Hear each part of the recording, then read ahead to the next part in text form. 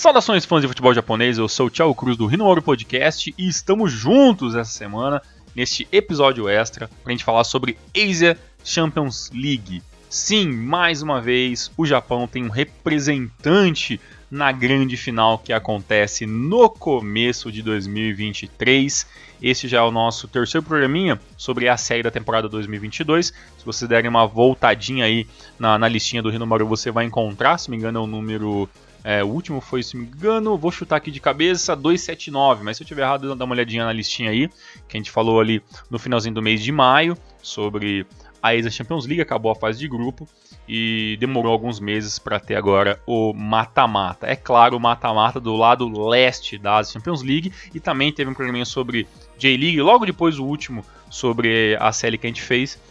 Eu e o Elias também discutimos as polêmicas na temporada 2022, que são algumas mudanças de regras que tiveram, que obviamente acaba facilitando muito a vida das equipes do lado oeste, que são ali a parte das equipes árabes, que vão disputar o seu mata-mata apenas no começo de 2023. E a grande final vai acontecer na pré-temporada, né, das equipes aqui do lado leste, então teremos a grande final um pouco antes de iniciar a J-League 2023. Mas isso a gente já destrinchou e vamos falar hoje apenas de coisa boa, porque de polêmica o futebol asiático já está tendo demais nos últimos tempos. Ura Reds, uma vitória incrível nos pênaltis, um jogo dificílimo, um jogo incrível de ter assistido. Se você por acaso não pôde ver essa semifinal ao vivo, por favor, procure este jogo para você poder estar assistindo. Os highlights são muito poucos, porque realmente foi uma partida assim incrível de se gostar, de acordar cedo, de poder assistir. Foi realmente muito, muito legal. Mas bem, vamos falar sobre tudo que aconteceu, né, na parte do mata-mata, e depois a gente volta a falar um pouquinho mais sobre Ura Reds. Até porque, né, quando iniciou ali, né, o nosso mata-mata ali, né, as oitavas de final, a gente teve da parte leste ali 4 jogos, né, e tínhamos então 3 representantes asiáticos, né, o Ura Reds que tinha passado, o Vissel Kobe e o Yokohama F Marinos, além, né, do Pattaya United da Tailândia, o KIT de Hong Kong, o Daegu, né, da Coreia do Sul e, né, o Jeonbuk Hyundai também da Coreia do Sul.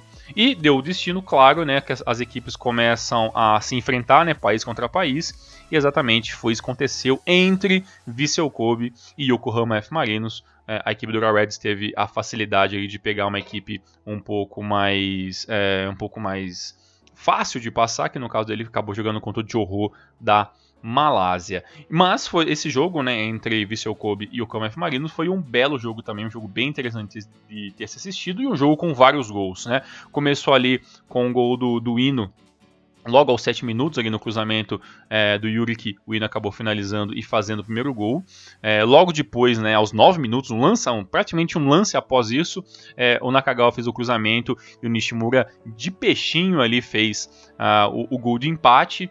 E aos 31 minutos acabou tendo um pênalti ali que o VAR acabou pegando e o Sasaki fez o 2-1 para a equipe do Vissel Kobe, né? Todos esses jogos, né, até ali da parte leste, estão sendo feitos no Saitama Stadium, né, que foi, digamos que é a base ali, né, dessas oitavas de final. É claro que devido à pandemia, sempre bom lembrar disso, né, a gente acaba tendo essas sedes, né, em alguns países, né, para fazer os jogos, e as oitavas de final acabou sendo todas em território japonês, né? Indo para o primeiro tempo, final do primeiro tempo, né, 2-1, Vissel Kobe relativamente um pouquinho melhor na finalização, mas a gente sabe, né, a equipe do Marino sempre mordendo, né, sempre indo muito com pressão, sempre segurando mais a bola, e o Vissel Kobe, claro, né, tentando se defender um pouco mais, tentando parar um pouco ali que a gente chama do ímpeto, né, da equipe do Marinos, e tentando jogar nos contra-ataques. Durante o segundo tempo todo, até sair, né, o terceiro gol da equipe do Vissel Kobe, o Marinos foi melhor, voltou bem melhor no segundo tempo, fez algumas mudanças ali, a equipe do Vissel Kobe, para tentar segurar um pouco mais o jogo e também para criar um pouco mais. O Vissel Kobe tem essa, digamos que essa dificuldade, isso não é apenas na CL, né, mas sim no campeonato como um todo, que às vezes esses apagões na hora da criação, né, principalmente quando o Iniesta não joga ou começa no banco. No caso desse jogo, o Iniesta começou no banco e por lá ficou, acabou nem entrando, e durante o jogo eu fiquei pensando, poxa, né, vai jogar sem o Iniesta mesmo, um jogo decisivo, né, o Vissel Kobe que está na parte de baixo da tabela, é um campeonato dentro da J-League completamente esquecível, né, chegou a ser lanterna dentro da J-League 2022 e um campeonato que claramente o seu patrocinador master não deve estar nada contente. Mas, né, dentro da ACL, o Vissel Kobe teve até um caminho mais facilitado no primeiro turno, e agora tinha tudo para mostrar o seu verdadeiro poderio ofensivo, e mesmo sem Iniesta, a equipe conseguiu segurar a equipe do Marinos, e aí o Oda recebeu do Yamaguchi, fez o terceiro gol aos 80 minutos, e isso, claro, que desestabilizou completamente a equipe do Marinos, que bateu, não conseguiu fazer o gol no empate, tomou o terceiro gol, ainda diminuiria ali com o Anderson Lopes aos 89 minutos, mas era fim de competição para a equipe do Marinos, que depois disso se concentrou 100% na J-League, mas infelizmente o sonho de ACL acabou ficando um pouco mais distante. No jogo do Ura Reds, né, contra a equipe do Johor, sem nenhuma dificuldade, né, a equipe do Ura Reds venceu por 5-0 a equipe do Johor, e praticamente a equipe da Malásia não teve sequer chances, né? Teve ali gol do Scholes, do Carrisson. O Carrisson marcou 2 vezes, marcou o terceiro gol ainda no final do primeiro tempo, e aí no finalzinho do jogo, o Casper Junker fez aos 84 e aos 91, então dando aí números finais à partida, e aí as duas equipes japonesas avançaram, né, para as quartas de finais. As quartas de finais que aconteceram no dia 22, né, do 22/8, acabei não passando as informações, mas as oitavas de finais aconteceram todas nos dias 18 e dia 19, né, e depois, 3 dias depois, aconteceram as quartas de finais. E aí, né, as coisas ficaram um pouco mais complicadas para o Vissel Kobe, que enfrentou o Jeonbuk Motors, né, Jeonbuk Hyundai, Jeonbuk Motors, mas acho que é Motors também, o Jeonbuk Hyundai, que venceu, né, o jogo contra o Daegu ali pelo placar de 2-1 e avançou ali como única equipe coreana. Do outro lado, né, a equipe do Ura Reds enfrentou a equipe do Pattun United, né, que acabou vencendo a equipe do KIT de Hong Kong pelo placar de 4-0, né, um 4-0 bem representativo, né, da equipe do Pattun United. E poderia ser um jogo até relativamente pegado, né, se o Ura Reds não tivesse tão inspirado. Mas no caso do Vissel Kobe, o jogo começou relativamente muito bem, né, para a equipe de Kobe. Um primeiro tempo ali bem parelho entre as duas equipes.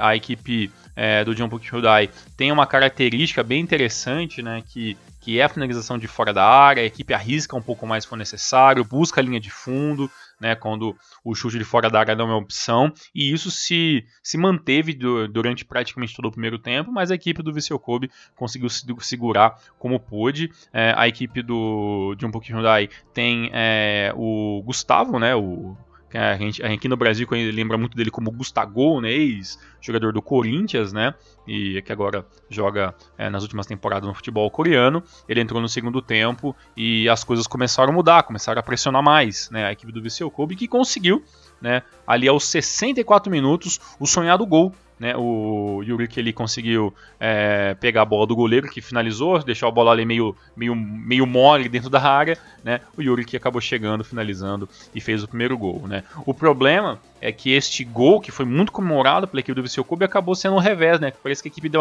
aquela relaxada, né, no contra-ataque. O Gustavo acionou ali o Barrow, que finalizou marcando o gol de empate aos 66, ou seja, menos de 2 minutos depois do primeiro gol, e o jogo então foi para a prorrogação. E na prorrogação a gente realmente viu que as coisas ficaram muito complicadas, né? Com 2 erros, né, de Hotaru Yamaguchi. O primeiro ali nem tanto, ele apenas acabou errando a chance do passe, que acabou dando a facilidade ali para a equipe do Jeonbuk vir para frente, e o Baron devolveu a gentileza do primeiro gol para o Gustavo, que marcou para a equipe coreana 2-1, e no final do jogo a equipe toda para frente, numa tentativa ali de dar um último sufoco para empatar o jogo. A bola voltou para o Hotaru Yamaguchi, que girou errado o corpo ali, meio que sem ver o marcador, acabou tendo a bola roubada, e aí, né, a equipe sul-coreana matou o jogo ali com o Moon Seon-min aos 120 mais 2, e aí praticamente já não tinha mais tempo para mais nada, e infelizmente acabaria ali o sonho do Vissel Kobe de finalmente conseguir, né, um título depois de tanto investimento, e infelizmente não acontecerá em 2022 no caso, né, de ACL. Pelo lado do Real Reds, né, um jogo mais facilitado, né, a equipe entrou muito focada. Por mais que o Paton United tenha feito uma temporada incrível, né, dentro da CL, chegando até essa quarta de final, mas ali a equipe do Real Reds não teve a menor dó, né? Teve realmente ali, logo ao primeiro minuto, né, um gol ali que o VAR acabou anulando ali, né? Acabou batendo na mão e poderia ter sido o gol do Matsu logo de cara. Aos 32, o Carlson abre o placar ali com a assistência do Sekine.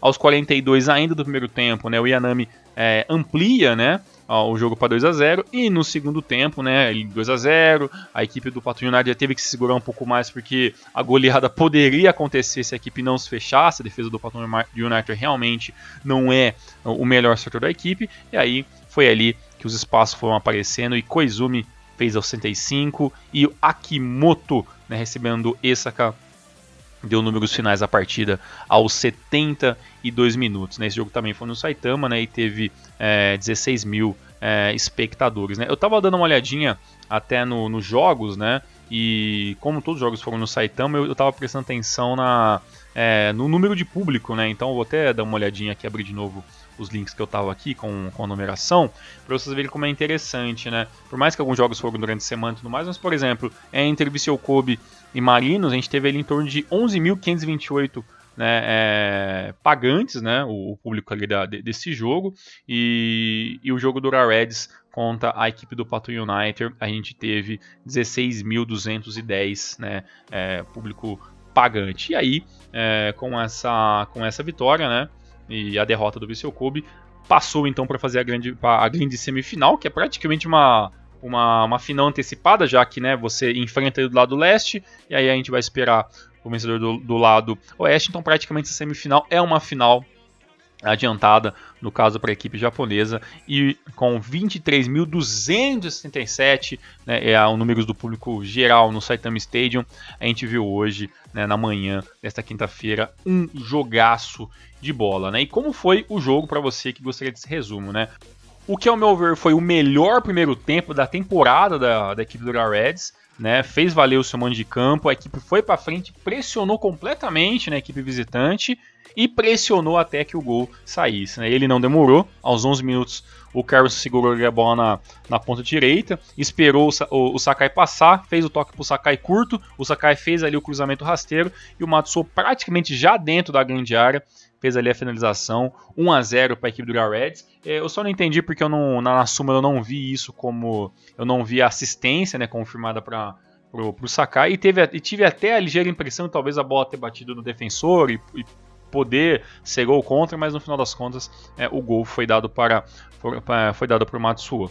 A equipe do Real Reds ainda teria a chance de matar o jogo ainda no primeiro tempo, não fez, teve ali pelo menos mais 2 tentativas, né, ainda na primeira etapa, o gol acabou não saindo, o que talvez, né, deu um pouco mais de ânimo para o segundo tempo, para a equipe de Jangwook Hyundai tentar vir aí em busca de um empate. Uma coisa bem interessante é que neste jogo a equipe começou com o Gustavo, né, o Gustavo, e o Baron, né, que é um jogador também muito importante. Talvez ele, obviamente que ele e o Gustavo são ali os estrangeiros mais importantes desse elenco.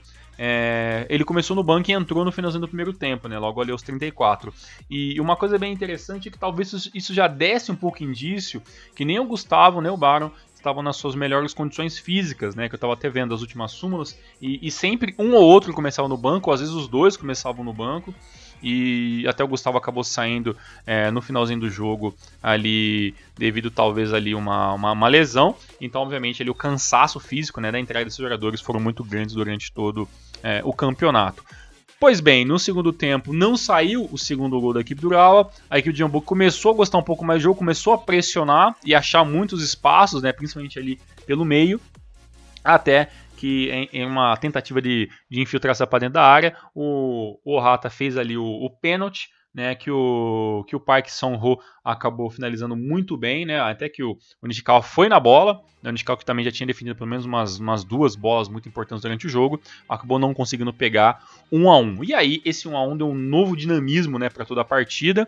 Aqui o Urawa, né, o Rodrigues ali, o treinador espanhol, já fez as modificações, entrou Esaka, entrou Janker, entrou Akimoto, para tentar dar vida nova, né, esse ataque do Urawa aqui funcionou muito bem no primeiro tempo, perdeu um pouco de força no segundo tempo, e esses jogadores, talvez ali como boas opções, né, pô, Esaka, Janker e Akimoto, são jogadores que praticamente ajudaram muito, né, essa equipe do Urawa nessa temporada, principalmente falando em questão de ACL. Mas mesmo assim o gol acabou não saindo, foi então para a prorrogação, e lá as coisas não começaram tão bem como a equipe imaginou, né? O primeiro tempo da prorrogação ainda foi praticamente todo da equipe sul-coreana, que pressionou, que teve algumas lesões que o Nishikawa teve que trabalhar, e conseguiram fazer o gol ali aos 116 minutos com a finalização que uma das poucas, né, que o Nishikawa também não conseguiu alcançar. A bola acabou pegando no canto, na finalização linha do Hang Kyo-hon, e a equipe de Jeonbuk Hyundai virou o jogo para 2-1, né? E aí, faltando 4, 5 minutos, o Urawa não tinha mais opção, teve que ir todo pro ataque, e foi ali que o Janker conseguiu ali uma boa finalização dentro da área, uma jogada construída por ele ali e todo o setor ofensivo, e ele finalizando ali meio que na própria raiva, né, conseguiu fazer o gol do empate, já pegou a bola, colocou debaixo do braço, correu para o meio de campo para tá iniciando ali a partida. Gostei dessa entrega, né, do Janker, que o Janker também é um jogador muito interessante, que eu sempre tenho a impressão que ele poderia fazer ainda mais pela equipe do Reds, mas eu percebo talvez que ele é poupado muitas vezes, até por essa questão física, mas ainda daria tempo mais nada, né? Faltava 1, 2 minutos, ainda daria tempo mais uma falta ali para a equipe do Urawa, que acabou dando mais um cartão amarelo para a equipe visitante, mas praticamente o jogo já estava terminado. E aí, vamos para os pênaltis, aonde, né, eu até tuitei ali durante a manhã que, na minha opinião, o Urawa era melhor porque tinha, né, o Nishikawa em incrível fase,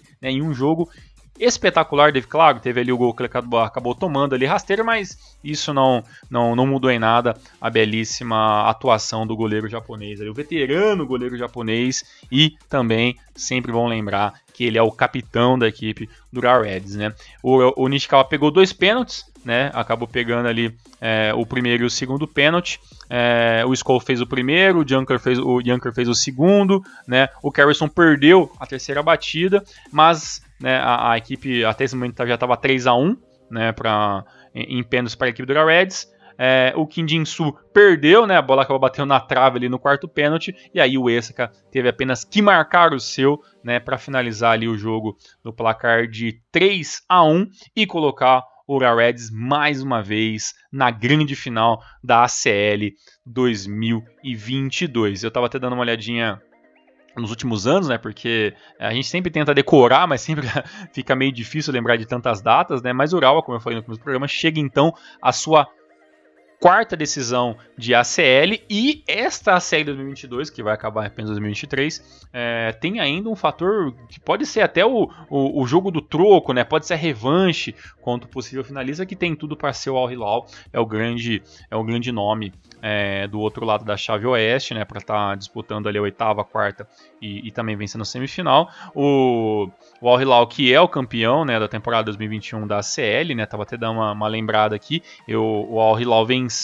o Ulsan Hyundai, né, na grande final. Perdão, venceu o Pohang Steelers por 2-0. O Hyundai perdeu para o Pohang Steelers, que o Pohang Steelers foi a equipe que desbancou o Nagoya Grampus, né, que foi a única equipe que conseguiu avançar um pouco mais na edição de 2021.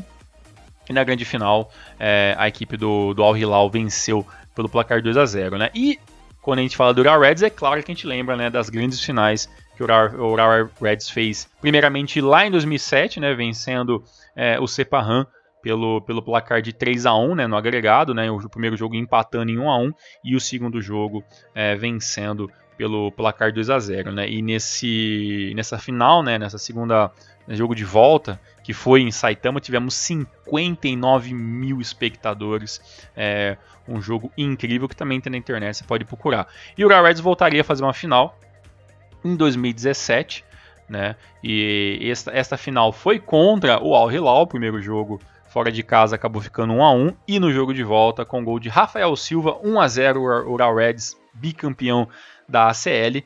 Neste jogo, no Saitama Stadium, tivemos 57 mil espectadores. Então foi realmente mais uma grande final aí nesse bicampeonato do Ural Reds. E aí, em 2019, o Ural voltaria a fazer uma grande final contra quem? Contra eles, Al Hilal, que a equipe do Ural tinha vencido em 2017, mas aí ficou um pouco mais difícil. O Al Hilal venceu o primeiro jogo em casa, né, pelo placar de 1-0, e no Saitama Stadium com um público de 58 mil pagantes, né, não deu para a equipe dos Reds, aí acabou perdendo pelo placar de 2-0. E aí acabou, né, em 2020 a equipe do Ural não conseguiu, né, voltar a CL e tudo mais, e aí, né, tem todo esse esquema que a gente já sabe que você vencer a série não quer dizer que você tem vaga cativa pro outro ano, né? Você tem que estar sempre entre os primeiros colocados da liga local para ter a possibilidade de estar disputando, né, essa competição, né? E em 2020 acabou tendo ali que não foi um ano muito bom para as equipes japonesas, né? Acabou nenhuma indo tão longe assim, né? Se não me engano, foi até o Viseu Kobe que foi até a semifinal, né? E acabou perdendo. E em 2021 também as coisas não foram tão bem como a gente queria. Mas agora, né, em 2022, funcionou, deu tudo certo. Tivemos 3 equipes japonesas no mata-mata na parte final. Chegamos com um representante japonês para fazer a grande final. E agora é só esperar, né, os jogos da parte oeste, que acontece no mês de fevereiro de 2023. E é claro, antes de terminar esse podcast, eu separei aqui um espacinho e pedi para o jornalista Thiago Bontempo, do Futebol no Japão, mandar para a gente um áudio, participar aqui e falar quais são as expectativas dele para essa grande final, o que ele achou, né, das equipes japonesas nessa temporada de ACL 2022 e tudo mais que ele quisesse comentar com a gente sobre a ACL 2022. E é claro que ele vai falar sobre a equipe do Ural Reds, que é o grande representante japonês nessa grande final que a gente vai acompanhar no ano que vem. Fala aí, Thiago Bontempo. Olá pessoal, tudo bem? Olha, essa vitória do Urawa Reds nos pênaltis contra o Jeonbuk é simbólica, né, por alguns motivos. Primeiro, porque mostra a força da torcida e o quanto um estádio gritando, apoiando durante 90 minutos faz a diferença, né? Como sempre, a torcida do Urawa, um show à parte, acredito que contribuiu sim para a classificação do time. É uma forma também de mostrar que a J-League já está pronta para voltar a ter jogos com torcida desse jeito, né? Esse jogo também foi simbólico porque supera um histórico do Urawa de perder de forma espetacular jogos em que era favorito, principalmente na década passada, na era do Petrovic. Isso aconteceu várias vezes. A gente cansou de ver o Urawa com o título na mão, deixar escapar no último instante de forma inacreditável. Esse jogo tinha tudo para repetir essa história, né? Ainda mais depois daquelas várias chances claras que a bola não entrou nos acréscimos do segundo tempo. Depois, quando levou o gol da virada na prorrogação, faltou pouco para o Jeonbuk fazer o terceiro e um contra-ataque, matar o jogo igual eles fizeram com o Viseu Kobe. Mas o Urawa se recuperou com um gol no último minuto do Junker e ganhou nos pênaltis com o Nishikawa brilhando. Para mim foi uma recompensa justa para essa torcida que sofreu tanto nos últimos anos, e o time vai reforçando a tradição de ser forte na Ásia, né? E uma das melhores notícias para a gente é a grande atuação do Hiroki Sakai nesse jogo. Se você pegar a temporada dele na J-League, ele está com o desempenho bem abaixo do padrão dele, uma temporada bem fraca, e isso é muito preocupante para a seleção, porque se a Copa fosse hoje, o titular teria que ser o Yamane, Yamane é sem dúvidas o melhor lateral direito da J-League no momento, mas ele não tem a experiência do Sakai em jogos internacionais, né? Mas contra o Jeonbuk, o Sakai foi para mim o melhor jogador do Urawa durante os 120 minutos. Teve um momento lá que ele perdeu fácil na corrida pro Barrow, até fiquei preocupado, mas no geral ele se posicionou bem na defesa. Ele nem apareceu tanto no ataque porque estava mais preocupado com a marcação, mas quando ele apareceu foi decisivo, com assistência para o primeiro gol, começando a jogada do segundo gol. Eu acho que a forma como o Urawa encara a ACL serve de exemplo para os outros clubes japoneses. Olha aí, por exemplo, o Vissel Kobe, que declara que tem como meta ser o clube número 1 da Ásia, mas quando chega nas quartas de final vai lá e joga com time misto. Tá certo que o Vissel tem vários problemas no elenco, tá pensando muito mais em não ser rebaixado na J1, mas eu achei vergonhosa essa decisão que acabou custando a vaga na semifinal. O time foi eliminado e o Iniesta não jogou uma única partida nessa CL. Para quem tem o maior orçamento de toda a J-League, é um vexame, né, ser eliminado dessa forma. E o Yokohama F. Marinos, que é o mais forte dos times japoneses, tem tudo para conquistar o título da J-League esse ano, a menos que aconteça um desastre, nunca se sabe, né, falando de J-League. O Marinos deu uma vacilada monstra ao ser eliminado pelo Vissel Kobe. Foi um pouquinho de vacilo também do Kevin Muscat, por causa do rodízio de zagueiros que ele faz, né? E calhou que foi o nosso querido Yuki Saneto, que seria no máximo quarta opção para zaga, eu diria até que a quinta, foi o titular naquele dia. E ele falhou em um gol, cometeu pênalti, enfim, foi péssimo. O Marinos até que fez uma boa partida no ataque, tirando o Léo Ceará, o resto jogou bem. O Elber, Nakagawa, Nishimura, Anderson Lopes. Mas o Marinos tem muito azar na CL, né? 2020, quando era um dos favoritos, também caiu nas oitavas. Bem, para finalizar, é lamentável que a CL tenha mudado o regulamento para colocar a final em fevereiro do ano que vem e beneficiar os times do oeste do continente, né, que vão estar na reta final da temporada e em forma muito melhor do que o Urawa Reds, que vai estar terminando a pré-temporada, ainda não vai estar no ritmo ideal de jogo. Eu vi muito torcedor do Al Hilal, que é o grande favorito para chegar na final contra o Urawa, e lá nos perfis do Urawa nas redes sociais ficar postando provocações, como se o time já estivesse na final, né? A gente sabe que muita soberba pode acabar mal, né? Mas por outro lado é bem interessante também ver os torcedores fortalecendo essa rivalidade. Grande, Thiago, muito obrigado aí pela sua participação. Galera, um forte abraço, muito obrigado por estar ouvindo mais um episódio do Rinoura Podcast. Voltamos na próxima semana para falar sobre J-League, sobre seleção japonesa e todos os assuntos que permeiam aí o futebol japonês em geral. Um forte abraço, tamo junto, fique com Deus e até mais.